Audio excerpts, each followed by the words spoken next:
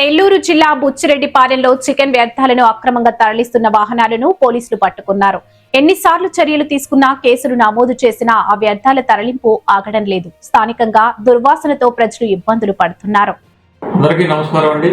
ఈ మన బుచ్చిరెడ్డిపాలెం మండలంలో జరిగినటువంటి ఈ చికెన్ వేస్ట్ సంబంధించి ఎవరైనా కానీ గుంటల్లో చికెన్ వేస్ట్ సంబంధించి ప్రకృతి పర్యావరణానికి హాని కలిగించే చికెన్ వేస్ట్ వేయడం జరుగుతుంది. దాని మీద మేము చాలా ఉక్కుపోతాము. మన గౌరవ ఎమ్మెల్యే గారు అదేవిధంగా ఎస్పీ గారి యొక్క ఆదేశాల మేరకు ఎటువంటి పరిస్థితుల్లో కూడా ప్రజలకు హాని కలిగించేటువంటి పర్యావరణానికి హాని కలిగించేటువంటి ఈ యొక్క చికెన్ వేస్ట్ని మన మండలంలో రానివ్వకూడదని మా డిఎస్పీ గారి గౌరవ డిఎస్పీ ఘట్టమనేని శ్రీనివాసరావు గారి రూరల్ డిఎస్పీ గారికి ఇన్స్ట్రక్షన్ జరుగుతుంది. సార్ యొక్క ఆధ్వర్యంలో మా బుచ్చిరెడ్డిపాలెం మండలంలో నేను అదేవిధంగా మా ఎస్ఐ గారు ఈ చికెన్ వేస్ట్ మీద ప్రత్యేకమైన స్పెషల్ డ్రైవ్ నిర్వహించడం జరిగింది. దీనిలో భాగంగా ఇప్పుడు వరకు ఒక 10 కేసులు మేము రిజిస్ట్రేషన్ జరిగింది. మరి ఇంకా ఈరోజు కొత్తగా పుష్ప టైప్లో ఈ చికెన్ వేస్ట్ అందులో మేము కేసులు పెడుతున్నామని ప్రజల్ని అదేవిధంగా పోలీసులకు అనుమానం రాకుండా ఒక కంటైనర్ని ఉపయోగించి వాసన రాకుండా ప్రజలు గమనించకుండా ఉండడానికి కంటైనర్ ద్వారా కూడా ఈ వ్యర్థాలను తరలించడం జరుగుతుంది. దాన్ని మేము అర్జెంటుగా తెలుసుకుని పట్టుకోవడం జరిగింది. అదేవిధంగా ఆ యొక్క వెహికల్లో కూడా